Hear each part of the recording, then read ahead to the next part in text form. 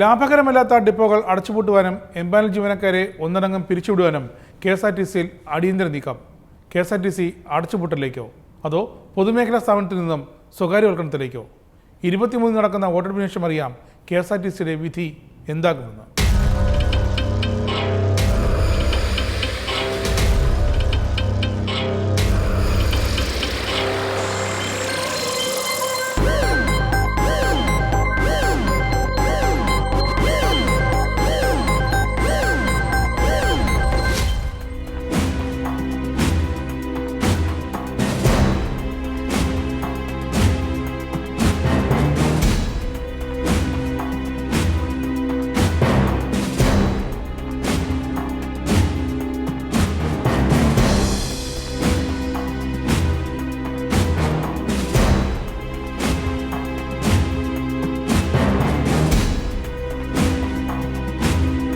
ലാഭകരമല്ലാത്ത 36 ഡിപ്പോകൾ അടച്ചുപൂട്ടുവാനും അവശേഷിക്കുന്ന എംപാനൽ ഡ്രൈവർമാരെ പിരിച്ചുവിടുവാനും KSRTCയിൽ തീരുമാനമെടുത്തത് ഗതാഗത സെക്രട്ടറി വിളിച്ചു ചേർത്ത യോഗത്തിൽ. ഖന്ന റിപ്പോർട്ട് നടപ്പാക്കുന്നുവെന്ന പ്രചാരണവും. ഇക്കഴിഞ്ഞ 11-നാണ് KSRTCയുടെ ചെയർമാൻ കൂടിയായ ഗതാഗത സെക്രട്ടറി തിടുക്കപ്പെട്ട് KSRTCയിലെ ഉന്നത ഉദ്യോഗസ്ഥരുടെ യോഗം വിളിച്ചു ചേർത്തത്.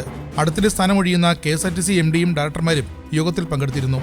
വിഷയം ഏറെ വിവാദമായ സുജിൽ ഖന്ന റിപ്പോർട്ട് നടപ്പാക്കുന്നത് തന്നെ. റിപ്പോർട്ടിൽ നിർബന്ധമായും ആവശ്യപ്പെട്ടതുപോലെ KSRTCയിൽ അവശേഷിക്കുന്ന എംപാനൽ ഡ്രൈവർമാരെ കൂടി പിരിച്ചുവിടാനാണ് യോഗത്തിൽ തീരുമാനമെടുത്തിരിക്കുന്നത്. തീരുമാനം നടപ്പാക്കിയാൽ 1500-ലധികം വരുന്ന എംപാനൽ ഡ്രൈവർമാർ കണ്ണീരോടെ KSRTCയിൽ നിന്നും പടിയിറങ്ങേണ്ടി വരും.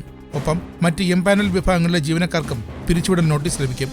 ജീവനക്കാർക്ക് ഇരട്ടടിയായി മറ്റൊരു കടുത്ത തീരുമാനം കൂടി സെക്രട്ടറി തല യോഗം കൈക്കൊണ്ടു. ലാഭമായിട്ടല്ല പ്രവർത്തിക്കുന്നത് എന്ന് ഖന്ന കമ്മിറ്റി കണ്ടെത്തിയ 36 KSRTC ഡിപ്പോകൾ അടച്ചുപൂട്ടി അവ ഓപ്പറേറ്റിംഗ് സെന്ററുകൾ മാത്രമാക്കി ചുരുക്കുക. അങ്ങനെ വരുമ്പോൾ ഡിപ്പോകളിൽ നിന്നുള്ള സർവീസുകൾ വെട്ടിച്ചുരുക്കേണ്ടി വരും. നിലവിൽ ഡിപ്പോകളിൽ ജോലി ചെയ്യുന്ന മിനിസ്റ്റീരിയൽ ജീവനക്കാരെയും പറഞ്ഞുവിടേണ്ടി വരും.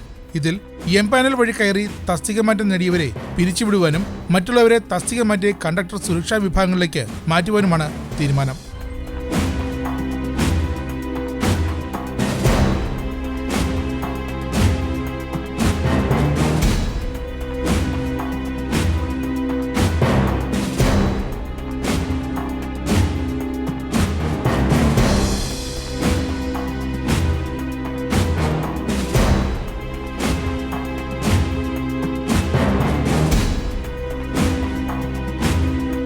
ഫലത്തിൽ ഡിപ്പോകൾ ഇല്ലാതാകും.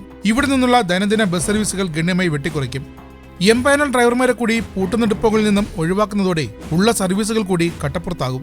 ഡിപ്പോകൾ അടച്ചുപൂട്ടുവാനും നിലവിലെ എംപാനൽ ഡ്രൈവർമാരെ പിരിച്ചുവിടാനും തീരുമാനമെടുത്താൽ വലയുക ജനം തന്നെയാകും. പൊതുവെ നഷ്ടത്തിലായ KSRTCക്ക് പിന്നെ ഒരിക്കലും തിരിച്ചു കയറാനുമാകില്ല. അവശേഷിക്കുന്ന എംപാനൽ ജീവനക്കാരെ കൂടി പിരിച്ചുവിടാൻ തീരുമാനിച്ചാൽ KSRTCയുടെ നടുവൊടിയും. ഉള്ള എംപാനൽ ഡ്രൈവർമാരെ കൂടി നിരത്തിലിറക്കിയാൽ പിന്നെ ബസ് ഓടിക്കാൻ ആളുണ്ടാകില്ല. ആനവണ്ടിക്ക് താഴെ വീഴാൻ വീണ്ടും അധികകാലം വേണ്ടിവരില്ല. PSC റാങ്ക് ലിസ്റ്റിൽ ഉൾപ്പെട്ടവരുടെ ഹർജികളിന്മേൽ നിലവിലെ എംപാനൽ കണ്ടക്ടർമാരെ പിരിച്ചുവിട്ട നടപടി KSRTCയിൽ ഉണ്ടാക്കിയ പ്രത്യാഘാതം ചിലരൊന്നുമല്ലായിരുന്നു. സെക്രട്ടേറിയറ്റ് മുന്നിൽ അനിശ്ചിതകാല നിരാഹാരം നടത്തിയിട്ടും സംസ്ഥാനമൊട്ടുകെ കാൽനട യാത്ര നടത്തിയിട്ടും ഫലമുണ്ടായില്ല. പുറത്തുപോയവർക്ക് പിന്നെ KSRTCയിൽ തങ്ങളുടെ തസ്തികകളിൽ തിരിച്ചു കയറാനാകാത്ത വിധം കാര്യങ്ങളും സങ്കീർണമായി. തൊട്ടു പിന്നാലെയാണ് ഡ്രൈവർ വിഭാഗത്തിൽ ജോലി നോക്കുന്ന എംപാനൽകാരെയും KSRTCയിലെ മറ്റ് വിഭാഗങ്ങളിൽ എംപാനൽ വ്യവസ്ഥയിൽ ജോലി ചെയ്യുന്നവരെയും പുറത്താക്കുന്നത്.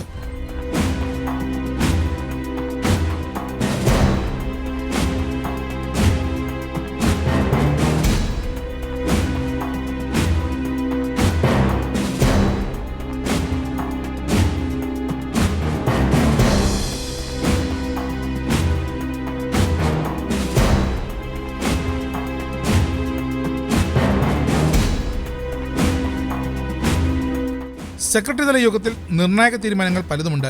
മിക്കവയും KSRTCയുടെ ദൈനംദിന പ്രവർത്തനങ്ങളെ ബാധിക്കുന്നവ. ഓഫ് റോഡ് കുറയ്ക്കുക, തമിഴ്നാട് കർണാടക RTCകളിലേതുപോലെ ഇന്ധനക്ഷമത 5-ന് മുകളിലെത്തിക്കുക എന്നിവയുമുണ്ട്. ബസ് തൊഴിലാളി അനുപാതം 6 കുറയ്ക്കണം. ഇതിനായിട്ടാണ് മുഴുവൻ എംപാനൽ ജീവനക്കാരെയും പിരിച്ചുവിടാനുള്ള തീരുമാനമെടുത്തത്. ഒപ്പം മെക്കാനിക്കൽ ജീവനക്കാരുടെ എണ്ണം വെട്ടിക്കുറയ്ക്കാനും യോഗത്തിൽ തീരുമാനമായി. മിനിസ്റ്റീരിയൽ വിഭാഗത്തിൽ അധികമുള്ള ജീവനക്കാരെ കണ്ടക്ടർ സെക്യൂരിറ്റി തസ്തികകളിലേക്ക് പുനർക്രമീകരിക്കും. എന്നിട്ടും അധികം വരുന്നവരെ പഞ്ചായത്ത് മുനിസിപ്പാലിറ്റികളിലേക്ക് പുനർവിന്യസിക്കാനാണ് തീരുമാനം.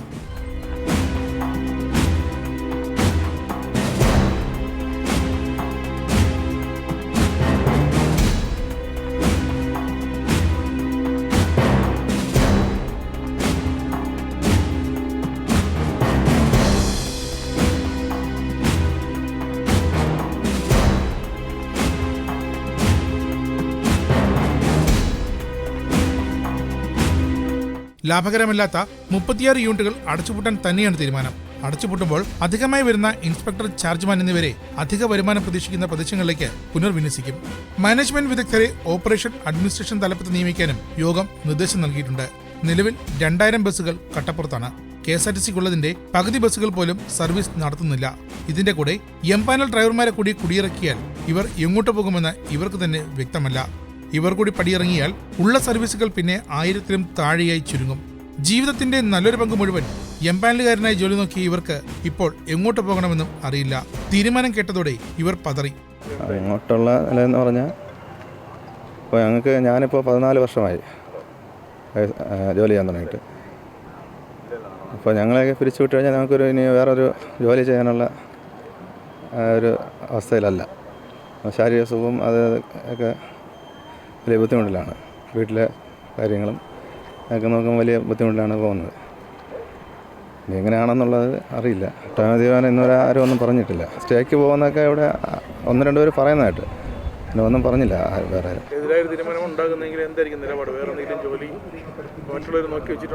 ഇല്ല, വേറെ ജോലിയൊന്നും നോക്കി വെച്ചിട്ടില്ല. ഡ്രൈവർമാർക്കും കണ്ടക്ടർമാർക്കും അത്രയും ജോലി ഭാരം കൂടാൻ. ഞാൻ ഒരു സിംഗിൾ ഡ്യൂട്ടി ഓടുന്ന ഒരാളാണ്. അപ്പോൾ എനിക്ക് വൈകുന്നേരം ഈ ഡ്യൂട്ടി കഴിഞ്ഞ് 5 മണിക്ക് ഡ്യൂട്ടി കഴിയും. ഡ്യൂട്ടി കഴിഞ്ഞ് വന്നാലും പിന്നെ എന്നെ അഡീഷണൽ ആയിട്ട് വേറെ ഇട്ട് പഠിപ്പിക്കും. അപ്പോൾ അങ്ങനെയൊക്കെ നിലവിലുണ്ടായിട്ടുണ്ട്. നമ്മളെ പിരിച്ചുവിടാനാണ് സാധ്യത. പിരിച്ചു വിട്ടുകൊണ്ട് അവർ ഇങ്ങനെ സ്വകാര്യ കുത്തകകൾക്ക് കൈമാറിക്കൊണ്ട് സ്വകാര്യ മേഖലയെ എങ്ങോട്ട് പോകും? അങ്ങനെയാണെങ്കിൽ ആർക്ക് നിങ്ങളെങ്കിൽ അങ്ങനെ എങ്ങോട്ട് പോകാം? അതായത് ഒരു മാർഗവും ഇല്ല. ഞങ്ങൾ ആത്മഹത്യയുടെ വക്കിലേക്കാണ് നിൽക്കുന്നത്. കാര്യം 50-52 വയസ്സായ ആൾക്കാരാണ് ഇതിനകത്ത് ജോലി ചെയ്യുന്നത്. 14 വർഷത്തോളം ജോലി ചെയ്തു. മാറുന്ന സർക്കാർ നമ്മളെ പെർമനന്റ് ചെയ്യുക, അല്ലെങ്കിൽ സ്ഥിരപ്പെടുത്തും എന്നുള്ള ഒരൊറ്റ വിശ്വാസത്തിലാണ് ചെയ്തത്. ഈ LDF സർക്കാർ വരുമ്പോൾ തൊഴിലാളി സർക്കാർ എന്നുള്ള നിലയിൽ ഞങ്ങളെ പരിഗണിക്കുമെന്നുള്ള ഒരു അവസ്ഥയിലാണ് ഞങ്ങൾ വിശ്വസിച്ചത്. ഞങ്ങളെ 9000 എംപാനലുകാരുണ്ട് എങ്കിലും 3861 കണ്ടക്ടേഴ്സാണ്. അവരാണ് ആദ്യം കുറച്ച് മെക്കാനിക്കാണ് ശിക്ഷാ നടപടിക്ക് വിധേയമായത്. രണ്ടാമത് 3861 കണ്ടക്ടേഴ്സ് ഇതിന് ശിക്ഷാ നടപടിക്ക് വിധേയമായി. പക്ഷേ 3861 കണ്ടക്ടേഴ്സ് അല്ല, അല്ലെങ്കിൽ 9000 എംപാനലുകാരല്ല. ഇവരുടെ പിന്നിലൊരു കുടുംബമുണ്ട്.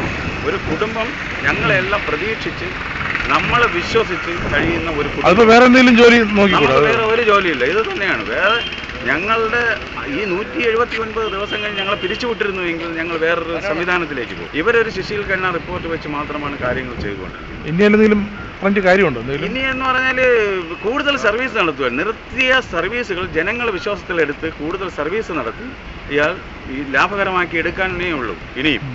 പക്ഷേ കൂടുതൽ സർവീസ് നടത്താതെ മാക്സിമം വണ്ടികൾ ഒതുക്കിയിട്ടുകൊണ്ട് സ്വകാര്യ മുതലാളിമാരെ സഹായിക്കുക എന്നുള്ള ലക്ഷ്യം വെച്ചുകൊണ്ട് മുമ്പോട്ട് പോയി കഴിഞ്ഞാൽ ഇതിനെ രക്ഷപ്പെടുത്താൻ കഴിയില്ല. ഇനിയും ഇതിനെ രക്ഷപ്പെടുത്താനുള്ള അവസരം ഒരുപാടുണ്ട്.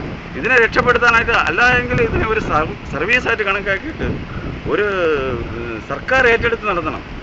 സർക്കാർ ഏറ്റെടുത്ത് പെൻഷനും സർക്കാർ ഏറ്റെടുത്ത് ഈ KSRTCയും സർക്കാർ ഏറ്റെടുത്ത് കഴിഞ്ഞാൽ ഇതൊരു സർവീസാണ്. പക്ഷേ സർക്കാർ ഔദ്യോഗിക പ്രഖ്യാപനമൊന്നും ഇതുവരെ നടത്തിയിട്ടില്ല. വോട്ടെടുപ്പ് കഴിയുന്നതുവരെ കാക്കും. കാരണം എംപാനലർക്കെതിരായ തീരുമാനം ഏതെടുത്താലും അത് അവസാന നിമിഷം വോട്ടിൽ പ്രതിഫലിക്കുമെന്ന പേടി സർക്കാരിനുണ്ട്. അതുകൊണ്ട് തന്നെ KSRTCയിലെ ഇടത് വലത് രാഷ്ട്രീയ യൂണിയനുകളും ഇക്കാര്യം വിശദമായി അറിഞ്ഞിട്ടും ഒന്നും മിണ്ടുന്നില്ല. തെരഞ്ഞെടുപ്പ് കഴിയാൻ അവരും കാത്തിരിക്കുകയാണ്. ഇതേപ്പറ്റി പറയാൻ KSRTC അധികൃതർ തയ്യാറുമല്ല. പറയാൻ വന്നാൽ ലാഭത്തിന്റെ കണക്ക് മാത്രമാണ് അവർ പറയുക. സർവീസുകളൊന്നും റദ്ദാക്കിയിട്ടില്ലെന്നും. ഈ KSRTCയിൽ ഇപ്പം ഈ ക്യാൻസലേഷൻ ഒരുപാട് വരുന്നുണ്ടെന്ന് കേൾക്കുന്നത്, അത് ശരിയാണോന്ന് അറിയാൻ പറ്റും. ഇതാര് പറഞ്ഞു കണ്ട്? ഈ ക്യാൻസലേഷൻ ഏതാണ്ട് ഈ ഇതുണ്ടല്ലോ, നമ്മുടെ ലോക്കൽ ബസ്സുകളെല്ലാം ക്യാൻസൽ ചെയ്യുന്നു എന്ന് പറഞ്ഞിട്ട് ആര് പറഞ്ഞു? അങ്ങനെ ഒരു വാർത്ത കേട്ടു. അതുകൊണ്ട് ദിവസവും കൂട്ടിക്കൊണ്ടിരിക്കുക. മുഴുവൻ എംപാനലുകാരെയും പിരിച്ചുവിടാനുള്ള തീരുമാനത്തിൽ KSRTC ജീവനക്കാരും കടുത്ത ആശങ്കയിലാണ്. എംപാനൽ കണ്ടക്ടർമാരെ കൈയൊഴിഞ്ഞതുപോലെ തന്നെ ഡ്രൈവർമാരെയും മറ്റു എംപാനൽ ജീവനക്കാരെയും വകുപ്പും കോർപ്പറേഷനും കഴിയുമെന്നും ഇവർക്കറിയാം.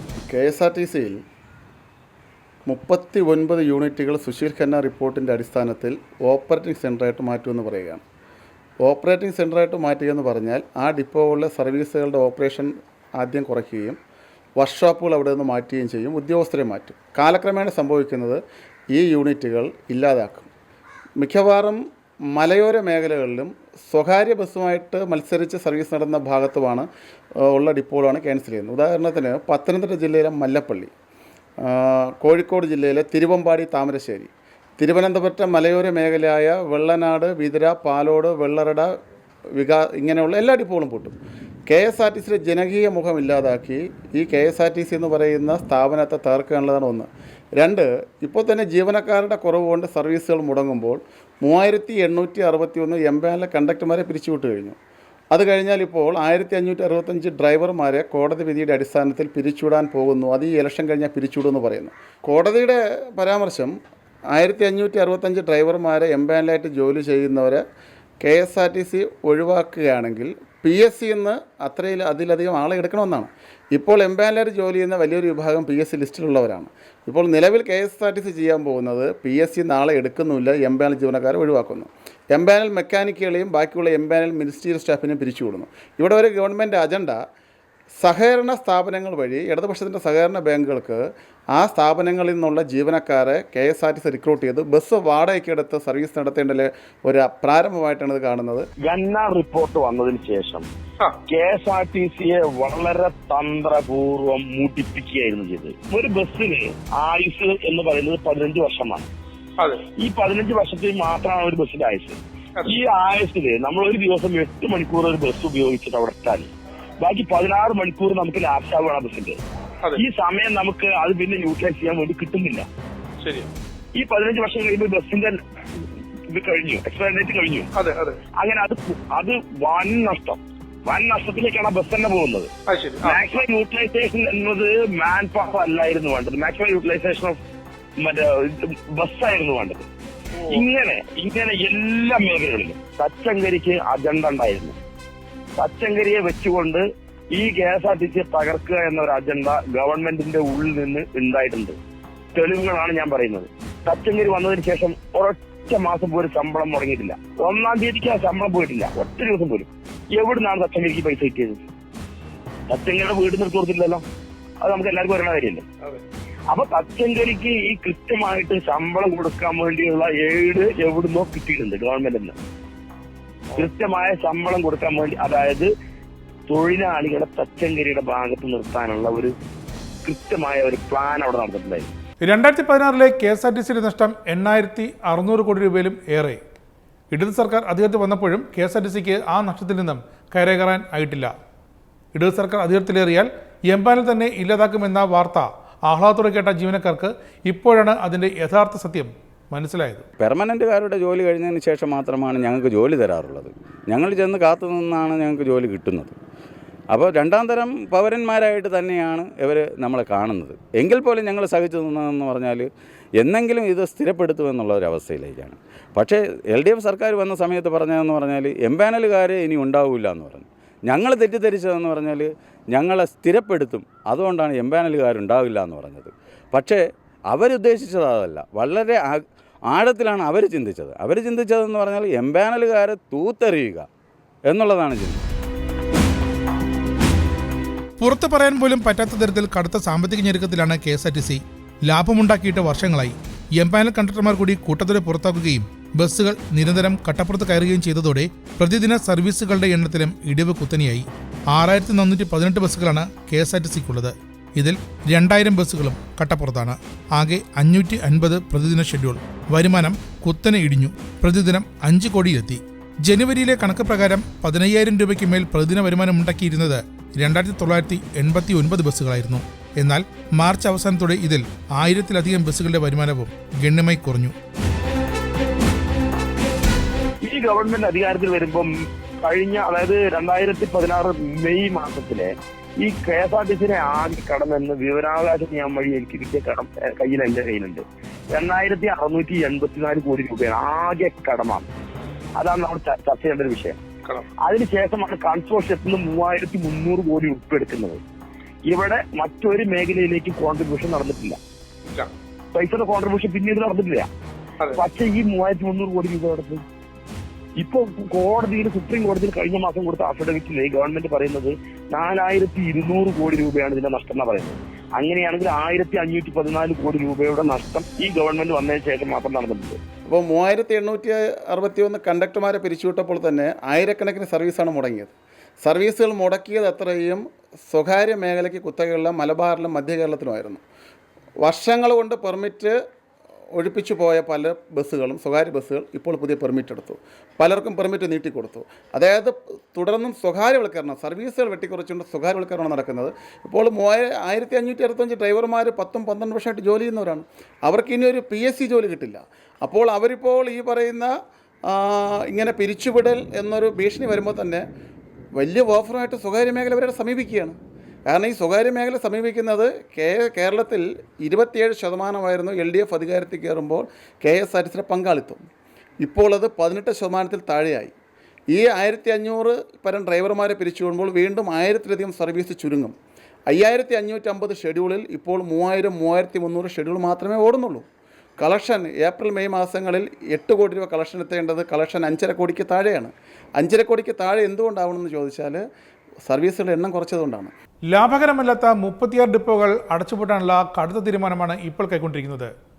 ഈ ഡിപ്പോകൾ സ്ഥിതി ചെയ്യുന്ന സ്ഥലം എന്ത് ചെയ്യണം എന്ന് തീരുമാനിക്കുക KSRTCക്ക് സ്ഥിരമായി വട്ടിപ്പലിശയ്ക്ക് കടം നൽകുന്ന KTDFC തന്നെയാകും. KSRTCക്ക് വിവിധ ഡിപ്പോകളും ബസ് സ്റ്റാൻഡുകളും ടെർമിനലുകളും സ്ഥിതി ചെയ്യുന്ന കോടികളുടെ ഭൂമിയാണ് കൈവശമുള്ളത്. പക്ഷേ ഇതൊക്കെ വിവിധ വായ്പകൾക്കായി KTDFCക്ക് അടക്കം പണയത്തിലാണ്. തിരുവനന്തപുരം, തിരുവല്ല, അങ്കമാലി ടെർമിനലുകൾ KTDFCയുടെ നേരിട്ടുള്ള നിയന്ത്രണത്തിലാണ്. 36 ഡിപ്പോകൾ അടച്ചുപൂട്ടുമ്പോൾ ആ സ്ഥലങ്ങൾ ഇനി എന്ത് ചെയ്യണമെന്ന് തീരുമാനിക്കുക KTDFC തന്നെയാകും. നിലവിൽ KSRTCക്കും KTDFCക്കും ചെയർമാൻ ഗതാഗത സെക്രട്ടറി തന്നെയാണ്. അതുകൊണ്ട് കാര്യങ്ങളും എളുപ്പമായി. തിരുവനന്തപുരത്ത് LNG ബസ്സുകൾക്കായി KSRTC ആരംഭിച്ച ഡിപ്പോ ഇന്നില്ല. LNG ബസ്സുകളുമില്ല. ഇന്ത്യൻ ഓയിൽ കോർപ്പറേഷന് പാട്ടത്തിന് കൈമാറിയിരിക്കുകയാണ് ആനയറയിലെ ഈ സ്ഥലം. ഇതുപോലെ മറ്റു ഡിപ്പോ സ്ഥലങ്ങളും കൈമാറുന്നത് വൻ അഴിമതിക്ക് ഇടയാക്കും എന്ന ആരോപണങ്ങളും ഉയർന്നിട്ടുണ്ട്. KSRTC വിവിധ ബാങ്കുകളിൽ നിന്ന് വായ്പ എടുത്തിട്ടുണ്ട്. ആ ബാങ്കിങ് കൺസോർഷ്യത്തിൽ ബോധപൂർവം KTDFCയെ തിരികെ കയറ്റി. KTDFC എന്നുള്ള വായ്പയുടെ കൂടിയ പലിശ ഒഴിവാക്കാൻ എന്ന് പറഞ്ഞിട്ടാണ് നാഷണലൈസ്ഡ് ബാങ്കുകളുടെ ദീർഘകാല വായ്പ എടുത്തത്. ആ നാഷണലൈസ്ഡ് ബാങ്കുകളുടെ ദീർഘകാല വായ്പയിൽ ബോധപൂർവം 950 കോടി രൂപ KTDFCയെ തിരികെ കയറ്റി. ഇപ്പോൾ തിരുവനന്തപുരം, തിരുവല്ല, അതുപോലെ തന്നെ അങ്കമാലി, കോഴിക്കോട് ഇങ്ങനെ പറയുന്ന പ്രമുഖമായ 4 ബസ് ടെർമിനൽ ഡിപ്പോകൾ KTDFCക്ക് കൊടുക്കേണ്ട ഫയൽ വർക്ക് പൂർത്തിയായി കഴിഞ്ഞു. KSRTCയുടെ ചെയർമാനും KTDFCയുടെ ചെയർമാനും നിലവിൽ ഒരാൾ തന്നെയാണെന്ന് മനസ്സിലാക്കണം. ഇത് ഗവൺമെൻറ് ബോധപൂർവം ചെയ്തതാണ്. ഇപ്പോഴത്തെ MDക്ക് ചെയർമാൻ സ്ഥാനം കൊടുത്തിട്ടില്ല. 2, ഈ 39 ഡിപ്പോൾ ഓപ്പറേറ്റിംഗ് സെൻ്റർ ആക്കുമ്പോൾ ആനേറ ഡിപ്പോ IOCക്ക് കൊടുത്തതുപോലെ ഈ ഓരോ ഡിപ്പോയുടെയും വസ്തുക്കൾ ഇപ്പോൾ പെൻഷൻ വാങ്ങാനെന്നും പല കാര്യങ്ങൾക്ക് സഹകരണ ബാങ്കിനടുത്തുള്ള വായ്പയ്ക്ക് പ്രതിഫലമായിട്ട് CPMൻ്റെ നിയന്ത്രണത്തിലുള്ള സഹകരണ ബാങ്കുകൾക്ക് പതിച്ചു കൊടുക്കുവാനുള്ള കൃത്യമായ അജണ്ടയാണ് നടക്കുന്നത്. അങ്ങനെ തന്നെ അവർ ചെയ്യും. ഇനി KSRTC ലാഭത്തിലാകണമെങ്കിൽ അത്ഭുതങ്ങൾ തന്നെ സംഭവിക്കണം. ഡിപ്പോകൾ പൂട്ടുകയും അവശേഷിക്കുന്ന എംപാനലുകാരെ പിരിച്ചുവിടുകയും ചെയ്യുന്നതോടെ KSRTC വീണ്ടും നഷ്ടത്തിലേക്ക് തന്നെയാണ് കൂപ്പുകുത്തുക. ജീവിതത്തിന്റെ ഒരു നല്ല കാലം ഭൂരിഭാഗവും KSRTCക്ക് വേണ്ടി വളയം പിടിച്ചും ടിക്കറ്റ് ട്രാക്കിന്റെയും ജീവിച്ച എംപാനലുകാർക്ക് ഇപ്പോൾ KSRTCയിൽ അവശേഷിക്കുന്നവർക്ക് ഒരല്പം പ്രതീക്ഷയുണ്ട്. തങ്ങളെ പിരിച്ചുവിടാനുള്ള തീരുമാനം നടപ്പാക്കില്ലെന്ന്. നമ്മൾ ജോലി ചെയ്യാൻ തയ്യാറാണ്. അപ്പോൾ മറ്റുള്ള സ്റ്റാഫ് വന്നില്ല എന്നുണ്ടെങ്കിൽ നമുക്ക് ഡ്യൂട്ടി തരും. ഓരോ പെർമനൻറ്റ് സ്റ്റാഫ് വന്നില്ല എന്നുണ്ടെങ്കിൽ ഞങ്ങൾക്ക് ഡ്യൂട്ടി തരും. ഞങ്ങൾ ഡ്യൂട്ടി വന്ന് തയ്യാറായതുകൊണ്ട് ആ ഡ്യൂട്ടി കിട്ടിയാലും വാങ്ങി പോകുന്നുണ്ട്. കൂടെയുള്ള ഡ്രൈവർമാരും ഇതേ അഭിപ്രായമാണ്. ഇപ്പോൾ രണ്ടാം ഘട്ടത്തിൽ 3861 കണ്ടക്ടേഴ്സിനെ പിരിച്ചുവിട്ടു. 3000 ഇനി അടുത്ത് ഇപ്പോൾ ഡ്രൈവേഴ്സിനെ പിരിച്ചുവിടുന്നു.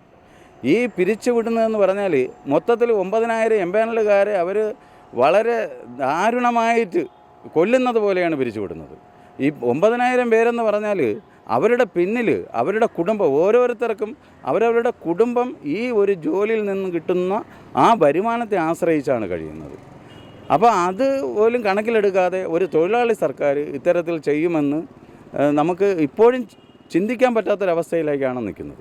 നഷ്ടക്കണക്കിന് പേരിൽ KSRTCയുടെ പ്രവർത്തനങ്ങൾ ഇനിയും തളം തെറ്റിയാൽ ഒരുപറ്റം ജീവനക്കാർ പട്ടിണിയിലാകും എന്ന് മാത്രമല്ല, സംസ്ഥാനത്തെ ജനങ്ങൾ ഏറെ വിശ്വാസത്തോടെയും അവകാശത്തോടെയും കാണുന്ന ഒരു പൊതുഗതാഗത സംവിധാനം തന്നെ അമ്പാടെ ഇല്ലാതാകും എന്ന് തന്നെയാണ്.